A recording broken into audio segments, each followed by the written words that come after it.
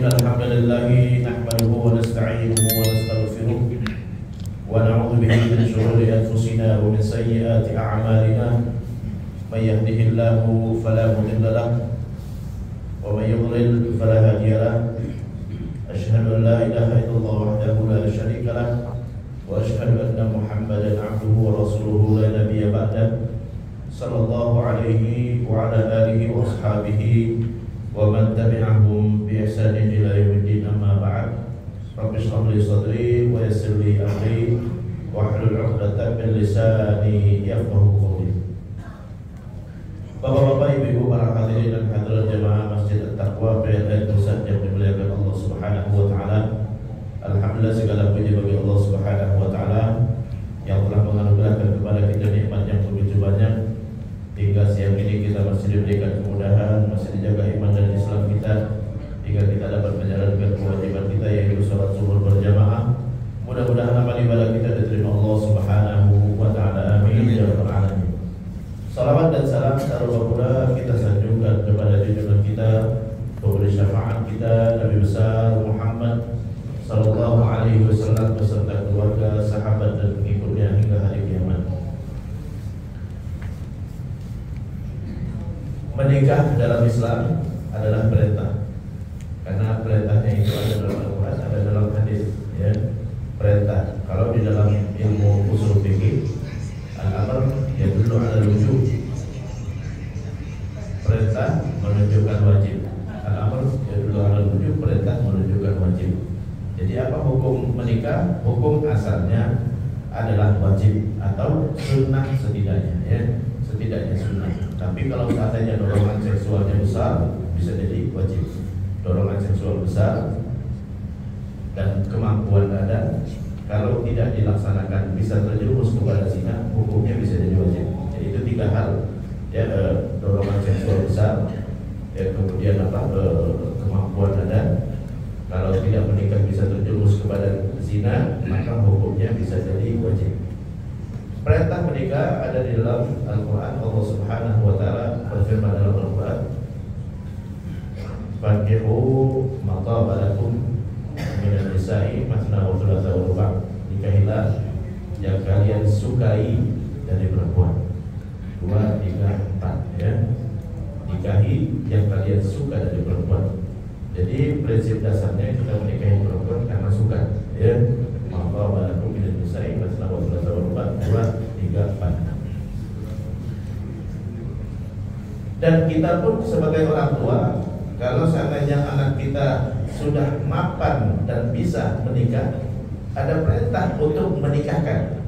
Wa ankihul ayama minkum wassalihin min ibadikum iyakunu fuqara yughnihimullahu min fadlih.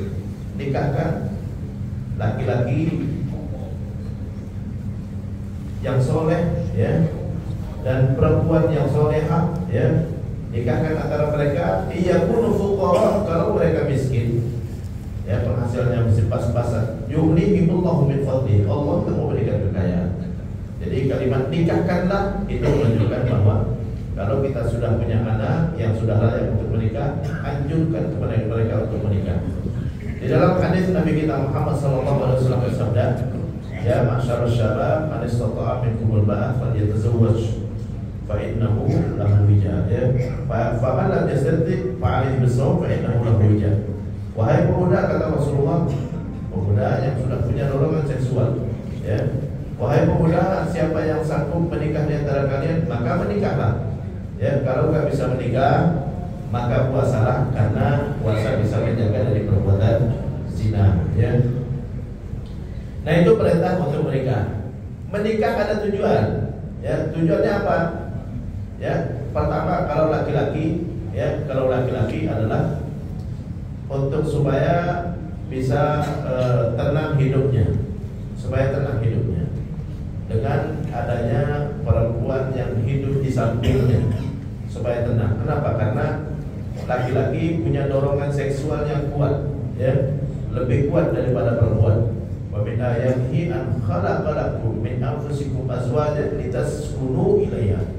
Ya, di antara tanda kebesaran Allah, Allah ciptakan buat kalian pasangan hidup agar kalian bisa tenang tenang hidup di dekatnya. Itu Allah sebutkan, agar kalian bisa tenang hidup di dekatnya, ya.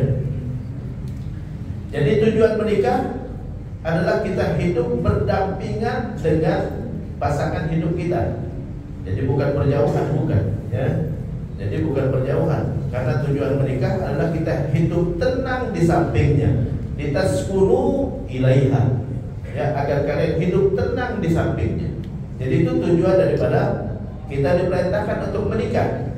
Jadi tidak terpenuhi tujuan menikah kalau hidupnya berjauhan.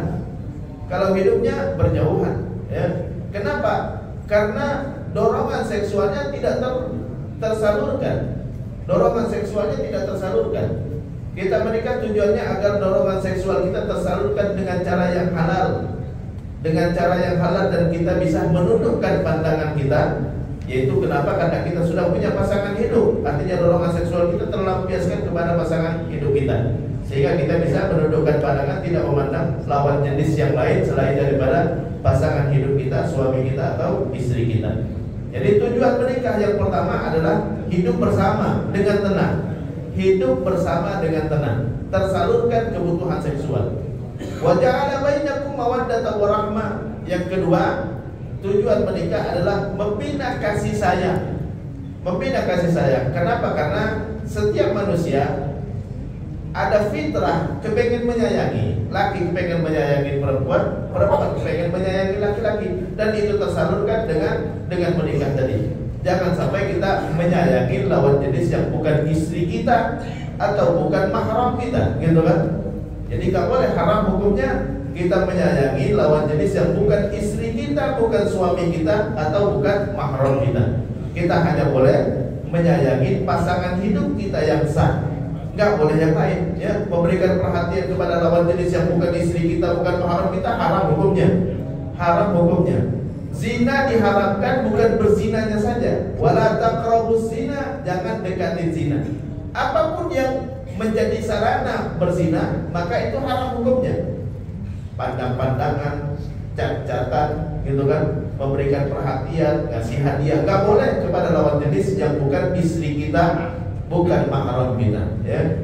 Jadi menikah tujuannya supaya kita membina fitrah kepengen menyayangi lawan jenis, disalurkan hanya kepada lawan pasangan hidup kita atau mahram kita.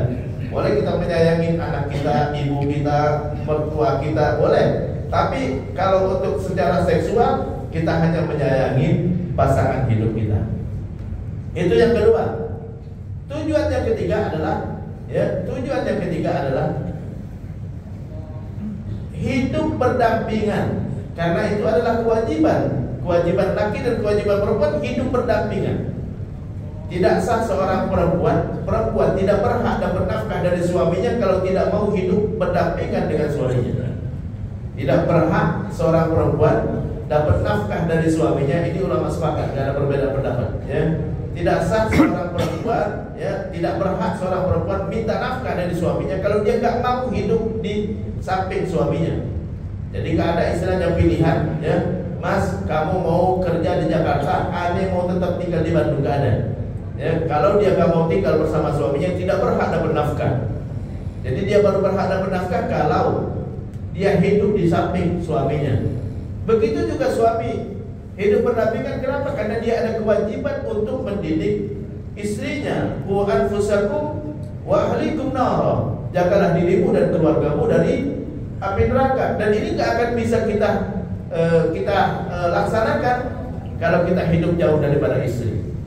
Apapun yang dilakukan oleh istri itu dalam tanggung jawab suaminya. Dalam tanggung jawab suaminya. Istri gak boleh keluar rumah tanpa izin suaminya, dan gak boleh memasukkan siapapun kecuali izin suaminya, termasuk memasukkan laki-laki lain di dalam kontak, gitu kan?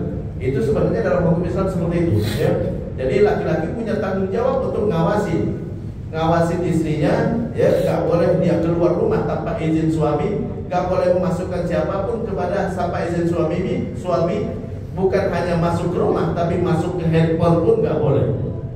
Jadi Rasulullah SAW pernah suatu hari pulang ke rumahnya, dan beliau mendapati bersama Aisyah radhiyallahu anha Ada perempuan yang lain, padahal perempuan bukan laki-laki. Ya, langsung Nabi tanya Aisyah, siapa dia? Si fulan ya Rasulullah, ngomong apa emang? Gitu kan? Berhak suami bertanya. Kenapa? Karena kewajiban suami membentengi keluarganya dari api neraka. Jadi jangan sampai dia kontak-kontakan dengan orang lain yang bisa merusak agamanya, yang bisa merusak agamanya. Padahal yang berkunjung kepada Aisyah adalah perempuan. Tapi Nabi bertanya, Aisyah, siapa dia? Ngomong apa emang? Gitu kan ya? Jadi berhak. Jangan, nggak boleh seorang istri mengatakan anak kepo amat, nggak boleh. Karena dalam Islam laki-laki menggantikan posisi ayah bagi istrinya, menggantikan posisi ayah bagi istrinya. Seorang ayah berhak nanya, kamu lagi di mana nak? Lagi di sini. Pulang, gitu kan? Ngapain di sana? Gitu kan? Ya. Oh ini ada kerja bareng, apa ada tugas kuliah, gitu kan? Ya. Berhak seorang ayah nanya. Begitu juga suami. Jadi seorang suami atau istri punya kewajiban hidup bersama. Hidup bersama berdampingan. Kenapa? Karena istri wajib dia hidup di sebelah suaminya dan tidak boleh menolak. Kalau menolak tidak berhak dapat nafkah. Kalau menolak tidak berhak dapat nafkah. Kalau suami dia ada kewajiban membentengi istrinya dari api neraka. Jadi harus dalam pengawasan terus. Ya, istriku udah sholat zuhur belum sekarang? Gitu kan? Ya, berhak dia nanya. Kalau kamu nanya sholat dulu, gitu kan? Itu adalah kewajiban suami. Suami menggantikan posisi ayah. Kemudian yang berikutnya, tugas daripada suami istri, ya, bahwa istri tidak boleh memasukkan siapapun ke dalam rumahnya, ke rumah suaminya tanpa izin suami. Tidak boleh keluar rumah tanpa izin suami. Nah ini semua harus terkontrol semua. Jadi bukan hanya kita menikah, tapi tetap tetap istri, siapapun yang masuk ke rumah harus dia kontrol. Jadi nggak boleh dia seorang pun masuk, jangankan memasukkan orang lain, memasukkan keluarganya sendiri pun nggak boleh. Dalam Islam, saya bicara hukum Islam, istri nggak boleh memasukkan keluarganya di rumah suaminya tanpa izin suami, apalagi orang lain. Apalagi orang lain, mau saudaranya, mau pamannya, mau bibinya, mau omnya, gitu kan? Dia nggak boleh tanpa izin suami. Mas, besok om saya mau datang. Oh iya nggak apa-apa, gitu kan ya? Nanti dijamu dengan apa? Oh ini uangnya, gitu kan? Izin suami. Nggak boleh. Bahkan jangankan omnya, orang tuanya pun harus izin suami. Ya kenapa? Karena setelah nikah itu dalam Islam, istri diserah terimakan secara penuh kepada suami. Itulah akad nikah. Aku nikahkan engkau dengan anakku dengan mas kawin sekian, aku serahkan hak dan tanggung jawabku kepadamu. Itu maksud daripada nikah. Aku terima nikahnya, aku terima tanggung jawab tersebut ada di tangan suaminya. Bahkan seorang ayah kalau dia menghubungi anak perempuannya untuk datang ke rumahnya padahal dia sudah punya suami, ya berhak suaminya mengatakan nggak boleh. Walaupun orang tuanya sakit sekalipun, ya, mas, orang tua saya sakit, minta saya jenguk. Oh nggak usah, kamu dulu aja, ya. Hak suaminya menghalangi. Hak suami, Ustaz, masa begitu Ustaz? Yang punya kewajiban ngurusin orang tuanya adalah anak laki-lakinya, bukan anak perempuannya. Anak perempuannya sudah diserah terimakan kepada suaminya. Jadi suami harus kontrol istrinya, bukan kontrol berarti membatasi, bukan. Karena dia ada kewajiban membentengi istrinya dan keluarganya dari api neraka. Jadi fenomena di masyarakat suami istri LDR, hukum asalnya nggak boleh. Hukum asalnya nggak boleh. Ustaz nggak boleh di situ apa haram hukumnya? Ya kenapa? Kewajiban nggak dilaksanakan. Kalau kewajiban nggak dilaksanakan haram hukumnya. Haram kita meninggalkan kewajiban. Haram kita meninggalkan sholat. Jadi kewajiban dilaksanakan. Seorang suami harus dia benar-benar memantau istrinya, gitu kan? Dan seorang istri harus benar-benar berada di sebelah suaminya dan harus melaksanakan kewajiban. Gak mungkin seorang istri bisa melayani suami kalau dia nggak berada di sebelah suaminya. Hanya boleh LDR kalau pertama, ya, di luar kemampuan kedua pasangan, ya, mereka hidup bersama. Misalnya, gitu kan ya, ada tugas dari kantor, kamu pindah ke Riau, misalnya, gitu kan. Tidak boleh bawa istri. Nah ini baru. baru ini di luar kemampuan. Ini baru di luar kemampuan, ya. Jadi nggak boleh bawa istri. Tapi kalau seandainya ada pilihan, silakan bawa istri. Boleh, wajib bawa istri, gitu kan? Kenapa? Karena tujuan menikah adalah supaya tenang hidup di sebelahnya. Jangan kita kalau istri kita ditinggal di Jakarta lalu kita kerja di Riau, ternyata dia bermaksiat di Jakarta, tanggung jawab suaminya. Kenapa ente abaikan? Ini amanah yang ada di tangan ente. Fa inna ma akhadtumuhunna bi amanatillah, kata Nabi. Kata Nabi, kalian ambil mereka para istri amanah dari Allah Subhanahu wa taala. Namanya amanah, kita tak tinggalkan, Pak. Kita kalau dikasih amanah sesuatu, ini tip buat. Emang kita tinggalkan, kita pergi ke Riau, ditaruh di rumah di Jakarta, bisa hilang, Pak. Ya, namanya amanah itu dijaga terus. Ya, fa inna ma akhadtumuhunna bi amanatillah. Kalian ambil mereka, yaitu para istri, adalah amanah dari Allah Subhanahu. Amanah kan kita tinggalkan kemana-mana, Pak. Ya, kemana-mana kita bawa amanah. Namanya juga harus dijaga. Ya, adil amanah ila man itamana wa la takhun man khanat. Serahkan amanah kepada orang yang berhak, gitu kan. Jadi nggak boleh kita tinggalkan kecuali kita serahkan kepada orang yang berhak untuk menerima amanah tersebut. Jadi LDR hanya boleh kalau di luar kemampuan kita.